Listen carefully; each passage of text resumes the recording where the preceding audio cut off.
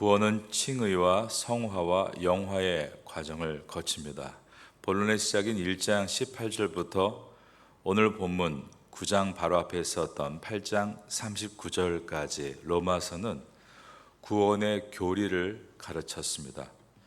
구원에 대한 지식보다 더 큰 지식은 없습니다. 그리고 구원의 지식을 바로 알게 되면 구원의 하나님으로 인해서 기뻐할 수 있습니다.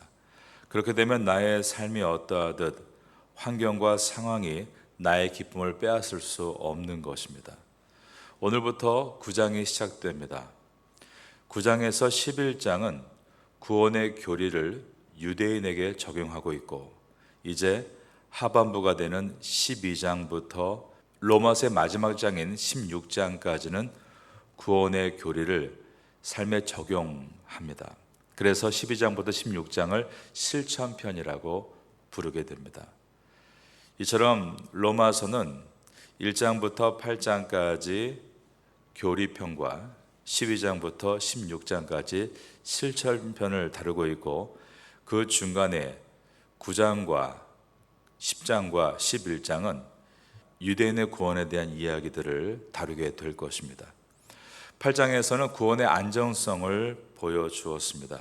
8장 1절이 그러므로 이제 그리스도 예수 안에 있는 자에게는 결코 정죄함이 없나니라고 했고, 8장의 끝은 높음이나 깊음이나 다른 어떤 피조물이라도 우리를 우리 주 예수 그리스도 안에서 우리 주 그리스도 예수 안에 있는 하나님의 사랑에서 끊을 수 없다라고 했습니다.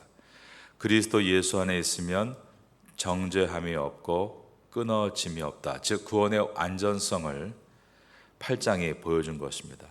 이어지는 9장은 유대인이 던질 수 있는 가상의 질문을 하게 됩니다. 구원이 그렇게 완전하다면 유대인은 어떻게 되는 것인가? 라는 것입니다. 최초의 교회가 유대인 교회였습니다. 최초의 교회였던 예루살렘 교회가 유대인 교회였던 것입니다.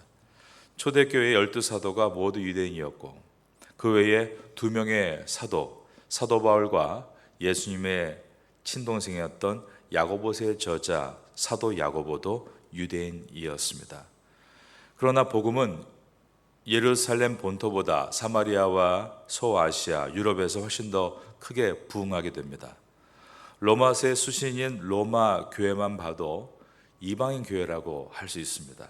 다수의 이방인과 정말 소수의 유대인 그리스도인이 구성으로 있었던 것입니다. 하나님의 구원이 절대적으로 완전하다면 예수 믿지 않는 허다한 유대인들은 어떻게 되는 것인가? 그들은 하나님의 자녀가 아닌가? 그들은 끊어지게 되는 것인가? 이러한 중요한 문제를 9장과 10장과 11장이 다루게 되는 것입니다. 로마서 3장 먼저 1절과 2절을 우리가 보겠습니다. 그런즉 유대인의 나음이 무엇이며 할례의 유익이 무엇이냐? 범사에 많으니 우선은 그들이 하나님의 말씀을 맡았음이니라 라고 되어 있습니다. 로마서 3장에서는 유대인의 특권을 이야기하면서 그 특권은 구원을 얻을 수 있는 복음을 먼저 들은 것에 있다라고 했습니다. 그러나 복음을 맡아 두었다는 그 특권이 무조건 구원을 얻는 하이패스는 아니다라고 말합니다. 3장 9절에 있는 말씀입니다. 그러면 어떠하냐? 우리는 나으냐? 결코 아니라. 여기서 우리란 바로 유대인을 뜻합니다. 사도 바울도 유대인입니다. 유대인이나 헬라인이나 다 죄 아래 있다고 우리가 이미 선언하였느니라. 구원은 헬라인이나 유대인이나 모두가 복음을 믿을 때만이 얻게 되는 것이다 라고 말씀한 것입니다.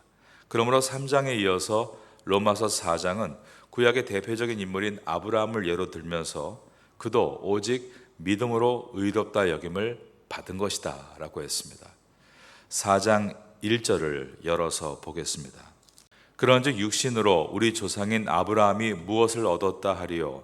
만일 아브라함이 행위로서 의롭다 하심을 받았으면 자랑할 것이 있으려니와 하나님 앞에서는 없느니라.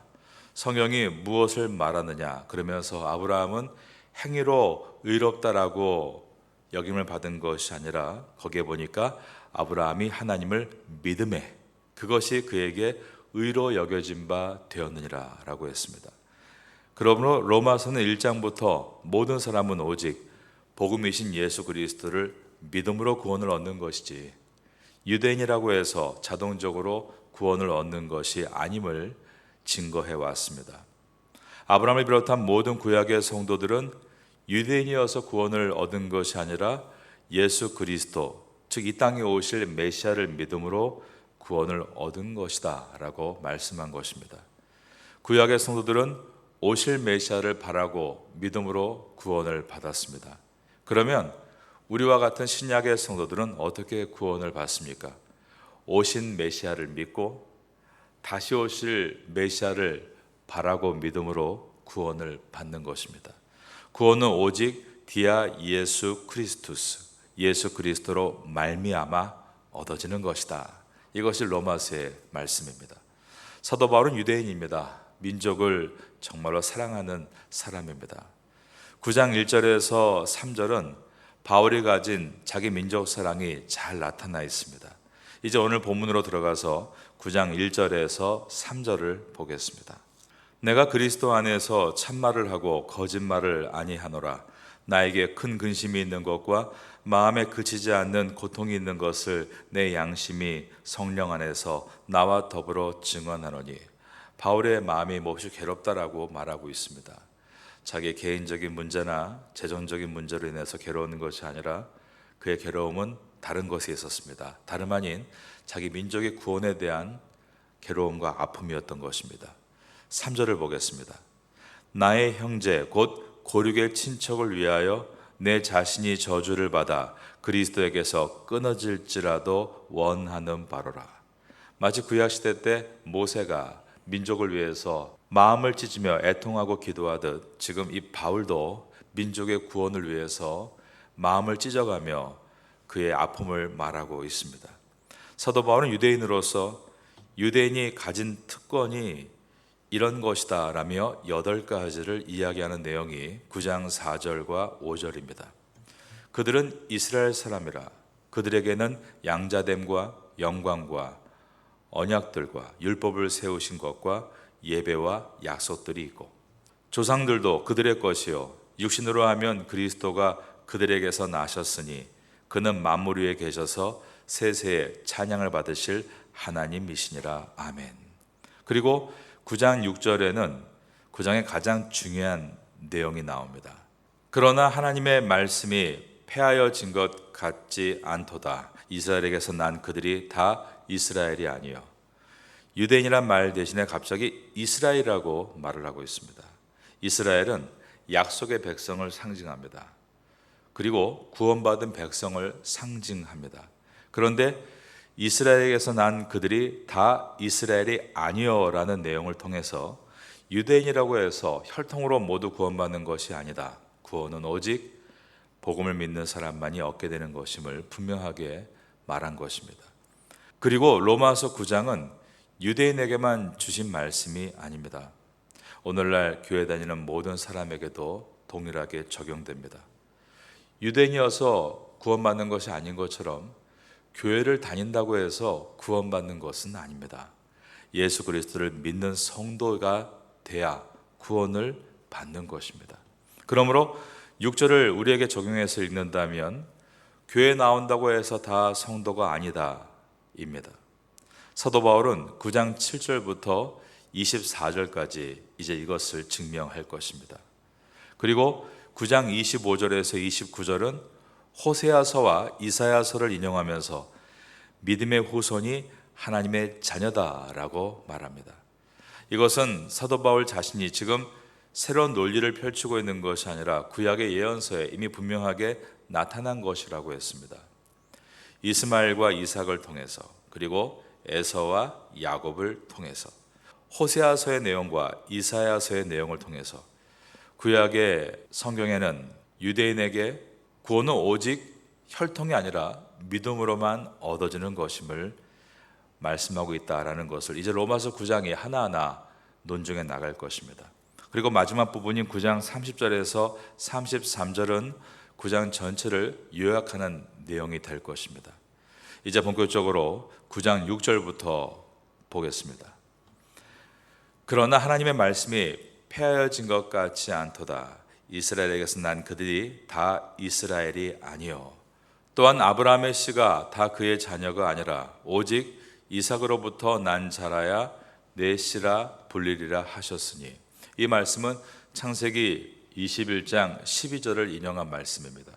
창세기 21장 12절에 보면 하나님께서 아브라함에게 이르시되 내 아이나 내 여종으로 말미암아 근심하지 말고 사라가 내게 이른 말을 다 들으라. 이삭에게서 나는 자라야 내 씨라 부를 것임이니라 라고 하셨습니다. 사도 바울은 이 내용을 갈라디아서에서도 언급한 일이 있는데, 갈라디아서 4장 22절 이하에 보면 기록된 바 아브라함에게 두 아들이 있으니 하나는 여종에게서 하나는 자유 있는 여자에게서 났다 하였으며 여종에게서는 육체를 따라 났고 자유 있는 여자에게서는 약속으로 말미암았느니라 라고 했습니다. 하갈을 통해 낳은 아들이 이스마엘이죠. 그 이스마엘을 육체의 씨라고 했고, 사라의 몸을 통해 낳은 아들이 이삭입니다. 그런데 이삭만이 약속의 씨, 언약의 상속자이다 라고 했습니다.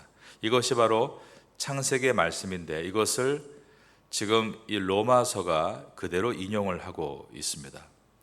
예수님도 이 말씀을 인용하셨던 일이 있습니다. 마태복음 3장 9절에서 말씀하기를 속으로 아브라함이 우리 조상이라고 생각하지 말라. 내가 너에게 이르노니 하나님이 능히 이 돌들로도 아브라함의 자손이 되게 하시리라. 혈통적인 유대인이 아브라함의 후손이 아니라 믿는 자가 아브라함의 후손이다 라는 말씀입니다.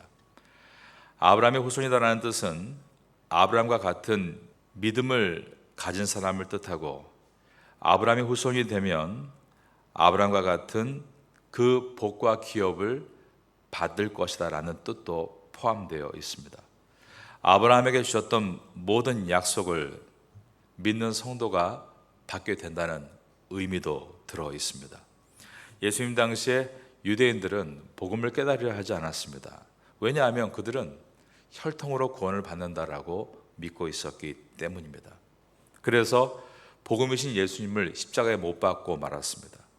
사도 바울은 로마서 9장 6절에서 이스라엘에게서 난 그들이 다 이스라엘이 아니다.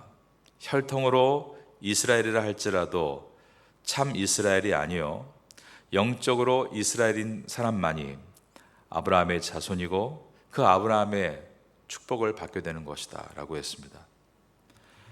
아브라함의 모든 상속을 받게 되는 것은 혈통적으로 이스라엘이 아니라 영적인 이스라엘만이 그 모든 것을 받아 누리게 되는 것이다. 사도 바울이 이와 같이 말했기 때문에 유대인들이 가만히 있지 않았던 것입니다. 예수님을 죽였던 유대인들은 또한 사도 바울도 죽이려고 자경단을 만들어 살해하려고 했었습니다. 유대인들은 이스마엘과 이삭을 얘기할 때 이삭이 선택받은 이유에 대해서 이스마엘의 어미 하갈이 순수혈통이 아니었기 때문에, 즉 이방인이었기 때문에 선택받지 못한 것이고, 이삭의 어미 사라는 순수혈통이기 때문에 선택받은 것이다 생각했습니다. 즉 이스마엘은 혈통으로 직계가 아니라 방골이기 때문에 선택받지 못한 것이다. 그렇게 혈통을 따진 것이 그들의 생각입니다. 우리나라에도 이런 생각들이 역사에 있었습니다.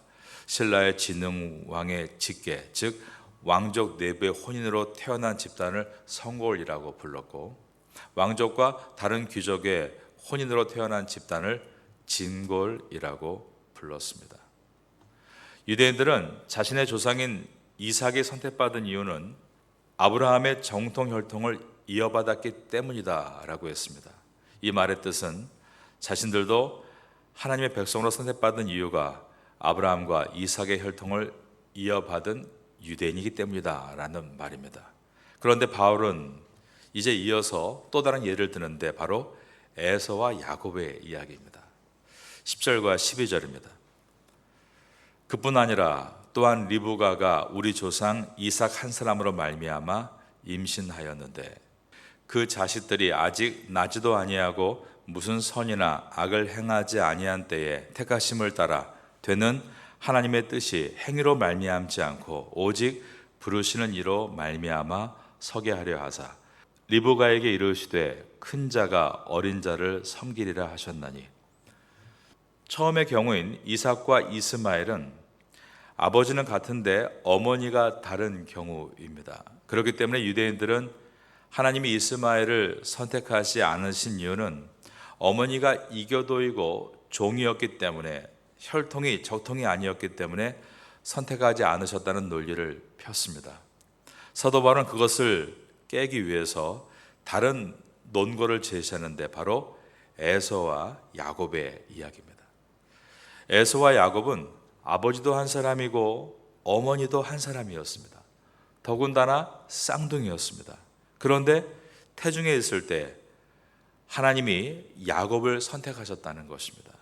로마서 9장 11절과 12절을 다시 봅니다. 그 자식들이 아직 나지도 아니하고 무슨 선이나 악을 행하지 아니한 때에 택하심을 따라 되는 하나님의 뜻이 행위로 말미암지 않고 오직 부르시는 이로 말미암아 서게 하려 하사 리브가에게 이르시되 큰 자가 어린 자를 섬기리라 하셨나니. 한 아버지와 한 어머니인데 태중에 있을 때, 즉 아무 죄도 짓지 않았을 때 하나님께서 그 둘 중에 야곱을 선택하셨다. 이 말씀은 매우 강력한 예를 들고 있는 것입니다. 저를 한번 따라하겠습니다. 하나님의 택하심은 하나님의 뜻에 있고 주권적이고 무조건적이다. 이 말씀을 통해서 이 로마서는 유대인을 향하여 유대인이어서 구원받는 것이 아니다. 유대인이 되기 위해 할례를 행하고 율법을 지킴으로 구원을 얻는 것이 아니다. 그것을 이해시키기 위해서 태중에 있던 야곱을 선택하시는 강력한 예를 들어서 하나님의 선택은 하나님께서 자신의 뜻에 따라 주권적으로 하시는 선택이고 행위에 따라 등수를 매기고 뽑으시는 선택이 아닌 무조건적인 은혜의 선택이라는 것을 설명하고 있는 것입니다. 우리는 은혜로 구원을 얻는 것이다. 이것이 오늘 본문의 메시지입니다. 이 말씀 우리가 잘 가슴에 담고 우리는 이 새벽에 내가 의로워서 구원받은 것이 아님을 고백하며 죄인이 됐던 나를 구원하신 주님의 은혜를 감사하며 찬양을 드리는 그 기도가 참된 기도임을 다시 한번 깨닫게 됩니다. 십자가에 달리신 주님의 그 보혈이 내가 의로워서 아니라 내가 죄인이었음에도 나를 사랑하셔서 은혜로 흘리신 것이라면 우리는 다른 사람에 대해서도 하나님이 그를 똑같이 사랑하셨다는 것을 깨닫게 되고 다른 사람에 대해서 관대한 마음을 가질 수 있게 됩니다. 우리가 이 땅에 살면서 복음을 듣고 성숙해 나아가는 그 성숙의 방향은 항상 나에게는 강철같이, 그러나 타인에게는 갈대와 같이, 나를 그만큼 사랑하셨다면 또한 타인도 그만큼 사랑하신다라는 것을 생각하며 마음을 넓게 여는 것이 바로 성화입니다. 한 사람 한 사람이 각자의 자리에서 그렇게 성화되어 가고 있을 때 그가 속한 가정도, 그가 속해 있는 공동체도 회복될 수 있는 것입니다. 예수님이 빛이요 생명이 되셔서 이 땅을 밝게 바꾸신 것처럼 우리도 말씀을 깊이 깨닫는 가운데 이 진리의 도를 깊이 내 마음에 새기고 적용함으로 우리가 있는 것이 빛이 임하고 밝은 세상이 된다면 바로 그것이 복음이 되는 것입니다. 복음은 논리에서 끝나지 않습니다. 유대인들 같이 똑똑한 말을 해서 복음이 완성되는 것이 아니라 복음의 감격으로 사는 어떤 사람을 통해서 그 복음이 완성이 되는 것입니다. 오늘도 우리에게 귀한 하루를 주신 하나님 앞에 이 새벽에 감사와 기쁨으로 기도하고 그 복음의 은혜를 가지고 세상에 나아가서 하루를 귀하게 보내시는 성도가 될 수 있기를 예수님의 이름으로 축원합니다.